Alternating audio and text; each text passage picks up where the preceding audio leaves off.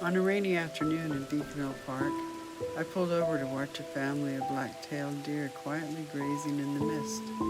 Despite the drizzle, they moved gracefully through the wet grass, pausing occasionally to interact with one another.